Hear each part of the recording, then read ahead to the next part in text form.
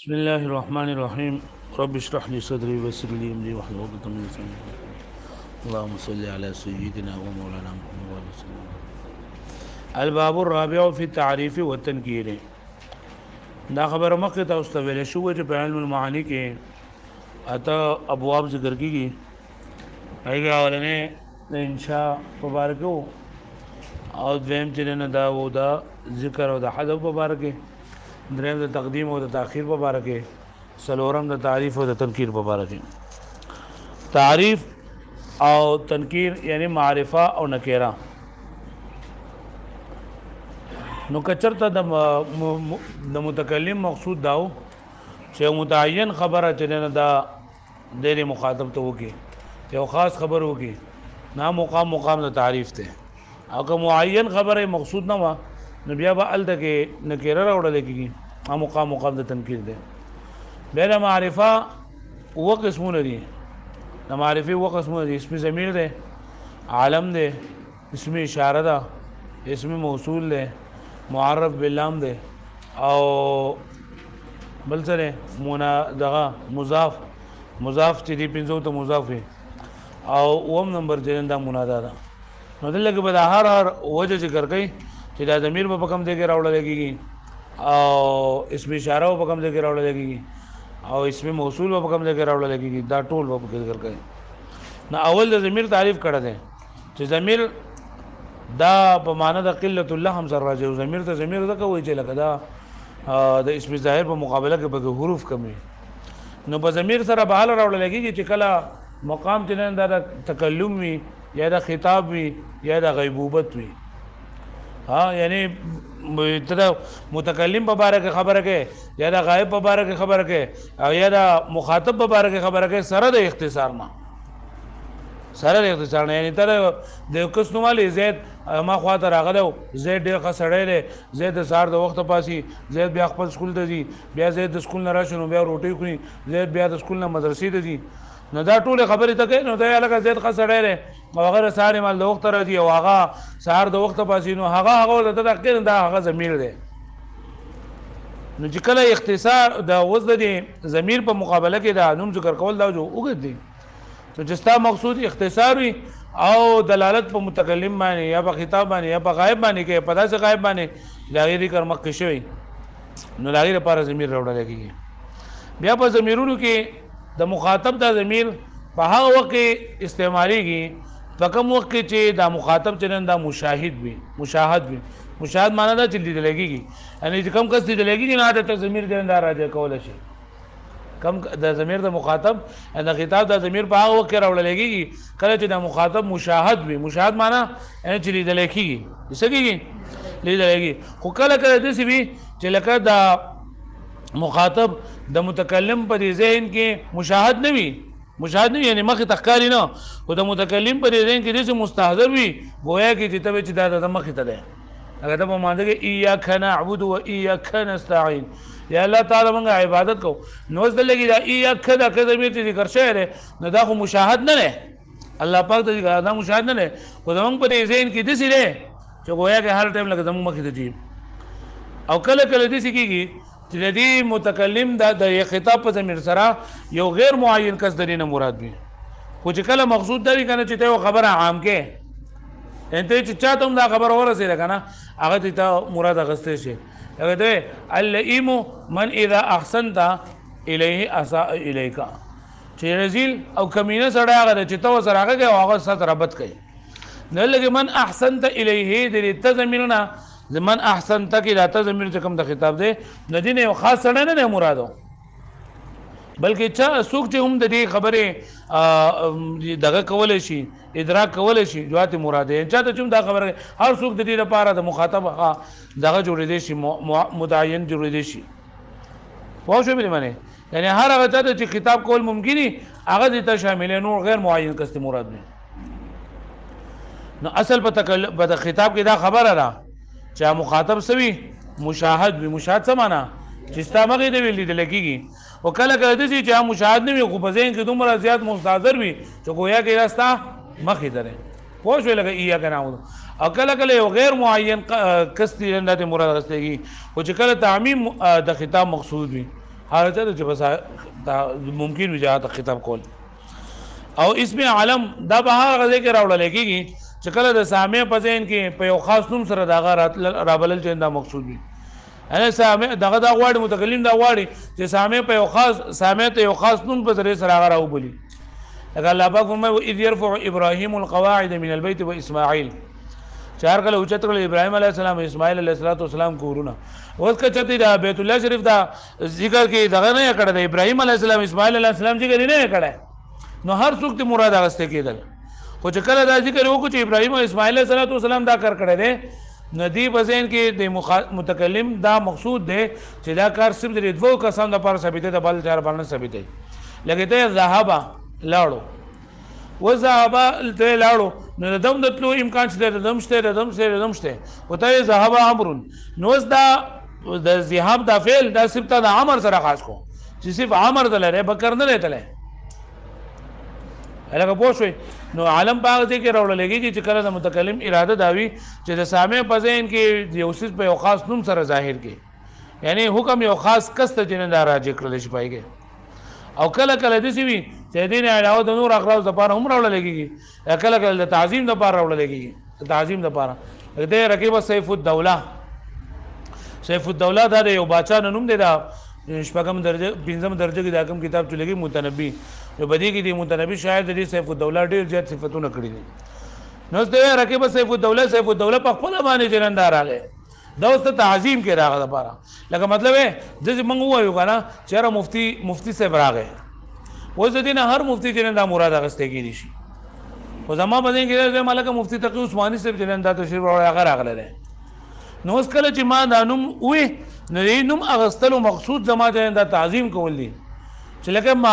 اسه د عام کس بزین کې دا چې مفتی صاحب راغله چې بس یو مفتی جو راغله به خو چې کله دا ووري چې لکه مفتی عثماني صاحب راغله مفتی تقی عثماني صاحب راغله نو د ذهن کې دا خبره لګ دغه چې لکه دا خو ډېر لوی کس دی نو دا تعظیم د پاره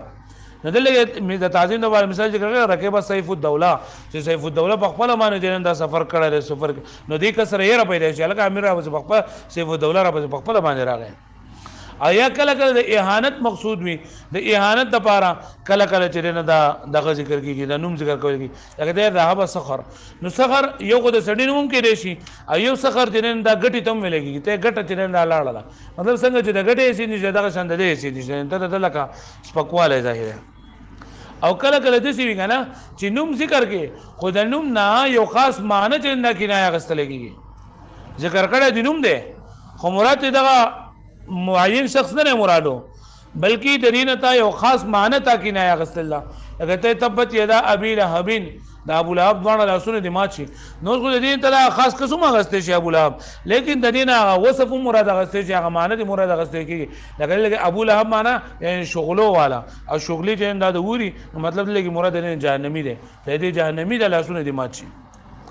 لکه پوه شو به باندې ها دا د پکوای نو به وګورئ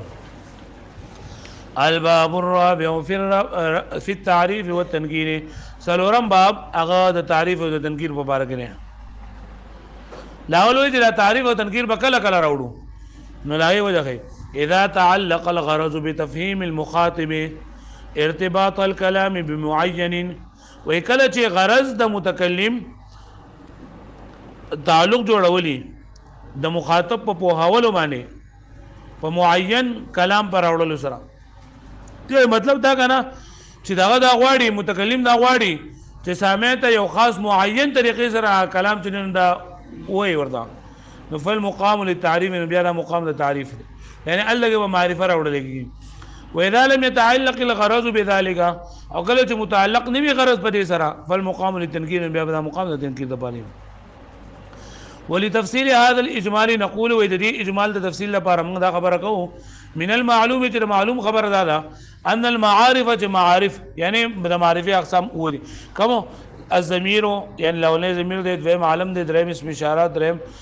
سلورم اسم موصول سره پنځم المحلى بالف لام يعني په الف لام سره يعني هغه نکره چې په الف لام باندې خستکل شي والمضاف لواحد مما ذكر فدې پنځو کې یو کس طرف ته یو شي طرف ته مضاف اول منادا نو دا وسیدونه دي د معرفه اما ضمیر هر چې اولنی قسم د ضمیر ده نو ضمیر د زمرا یزمرون د نصرین سرونه په مان د قلت الله سر راځي ضمیر ته ضمیر هم دي ځکه وای چې اسم ظاهر په مقابله کې به حروف کم وي نو دې ضمیر به کله راوړل کېږي فیؤتا به پس راوړل کېږي په دې سره لکون المقام للتکلم او الخطاب او الغیبه مع الاختصار چې وی دا مقام د تکلم یعنی یا خود ته په سره د متکلم مبارک خبره کوي یا د خطاب یا د غیبت یعنی د غیبوبت مبارک مع الاختصار سره د اختصار نه یعنی د اسم ظاهر په ذریعه سره چې نوم خبره کې دي شي د متکلم په باره کې یا د مخاطب په باره کې یا د غایب په باره کې او د اسم ظاهر په صورت کې چې کله د خبره کوي نو الته کې پکې اختصار نه وي سبق نه وي او با ضمیر په صورت کې پکې اختصار هم موجود وي نه انا رجوتك في هذا الامر وانت وعدتني بانجازه انا رجوتك في هذا الامر ما ستانه امید ساتل لري په دې کار کې ما ندلګي دا انا دا ضمیر ځندار سره د تکلم د متکلم او رجوتك دا ک ضمیر مو ادم وانت وعدتني بانجازه وانت دا انت ضمیر وعدت مو ادم او ني بانجازه کې دا هي ضمیر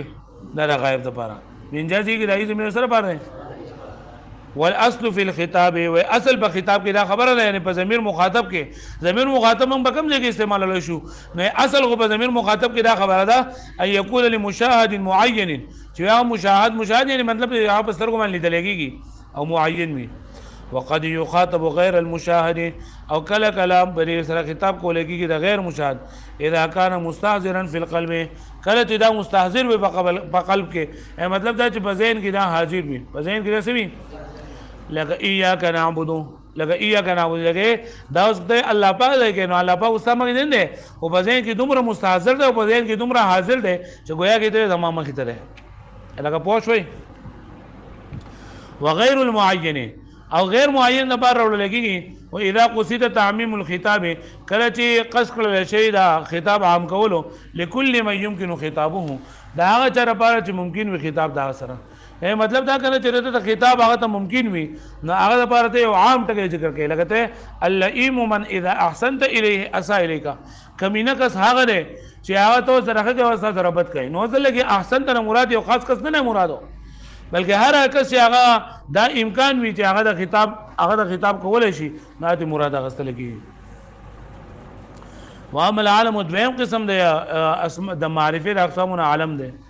نو عالم فیؤتا به پس راوړل کېږي په دې سره کلام لاحضار معناه د پاره د حاضرول معنی لري په ذهن سامع په سامع په ذهن کې به اسم الخاص په خاص نوم سره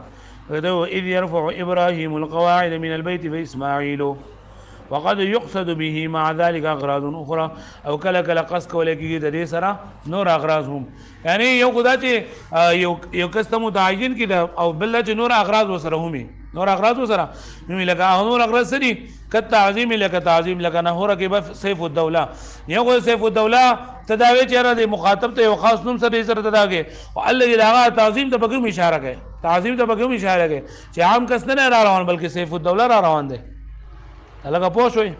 والاهانه او کله کله به اهانت مقصود وي هغه د ذهب صخر دلن دا سړی نوم دی او دلګي پکې ګټي طرف ته پکې دا چې ګټه والکنایه عن معنن او والکنایه عن معنن او کنایه د داسې معنی نه یصلح اللفظ له چې دا لفظ دا غي صلاحیت لري لکه لبته دا ابي لهب تبادش لفظ دا ابي لهب نو دلګي دا ابو لهب چې کنه دا ذکر کړه نو می ذکر کړه هم مراد د دین خاص معنی نه چې هغه جهنمی کېدل دي او دا لفظ هم د دې معنی دغه ستل صلاحیت پکشته دغه چې لهب چې نام شغل او په جهنم کوم سوي الګا یاد بشیرتا आवाज न राजी पहुंच में भी वाड़ो